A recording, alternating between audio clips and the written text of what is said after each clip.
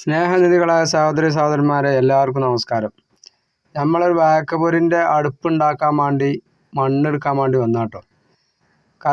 കല്ല് വെട്ടി കൊണ്ടുവയ്ക്കണ കുയ്യുന്ന് നല്ല പച്ച മണ്ണ്, നല്ല പൊടിമണ്ണാണ് നമ്മളിതിന് വേണ്ടി. തീരെ കല്ലില്ലാത്ത പൊടിമണ്ണ് വേണ്ടതിനെടുക്കാൻ. പിന്നെ ഇതിന് വേണ്ടിയത് ഇഷ്ടികയാണ്. ഇത് നമ്മളെ നാടിൻ്റെ അടുത്തുനിന്ന് തന്നെ ഒരു 3-4 കിലോമീറ്റർ പോയാൽ അവിടെ എല്ലാ സാധനങ്ങളും ചെടിച്ചട്ടി മുതൽ കക്കൂസിൻ്റെ സ്ലാബ് കോൺക്രീറ്റ് കൊണ്ട് ഉണ്ടാക്കി വെച്ചത് അടക്കം കിട്ടുന്ന ഒരു സ്ഥലമുണ്ട്.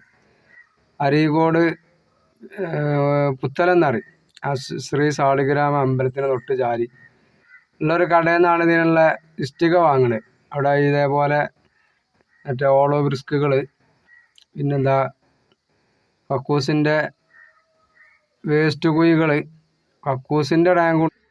നമ്മൾ നേരത്തെ കൊണ്ടുവന്ന മണ്ണ് വെള്ളം ഒഴിച്ചിട്ട് നല്ലോണം ചവിട്ടി കൂട്ടി ഏതാണ്ട് സിമെൻറ്റ് ഒക്കെ പടവിന് പറ്റിയൊരു കോലത്തിൽ ആക്കിയിട്ടുണ്ട്.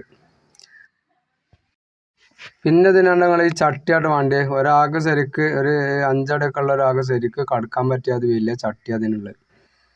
ഇതിൽ വെള്ളം ഒഴിച്ചൊക്കെയാണ് ആ തുരുമ്പ് കാര്യങ്ങളൊക്കെ കളഞ്ഞ് ഉഷാറാക്കിയിട്ട് അടുപ്പത്തേക്ക് ഇത് കയറ്റും.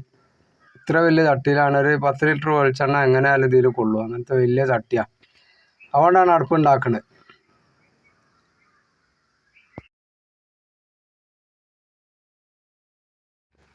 ഇതാണ് ഈ അടുപ്പ് പറഞ്ഞ സാധനം കേട്ടോ. ഇതിന് നടുവിൽ ഒരാൾ ബടി കുത്തി പൊടിച്ച് അതിനോട് കയറ് കെട്ടി ഒരു വട്ടം വരച്ച് അങ്ങനെയാണ് ഇതിനിട്ട്. ഇതിപ്പോൾ 5 വരി ഇതിന് പടുത്തിനഞ്ഞ 2 വരിയും കൂടി ഇതിന് വേണം. ഇതിൻ്റെ ഓട്ടം എങ്ങനെ ഉണ്ടാകുക? ഒരു കുരുടീസാണ് കേട്ടോ അതിന് വെച്ച്. കുരുടീസ് വെൽങ്ങത്തിൽ വെച്ചിട്ട് അതിൻ്റെ പകുതിക്കൊന്ന് ഒരു ഇഷ്ടിക അങ്ങനെ വെച്ചിട്ട് ഓട്ടം ഇട്ടേക്കുക. അതിലാണ് പിന്നെ വിറകൊക്കെ ഇട്ട് കൊടുക്കുക. വിറകല്ല, മറ്റേ മരത്തിൻ്റെ പ്ലെയിനർ പൊടി, അങ്ങനെ പല സാധനങ്ങളും അതിലിടും.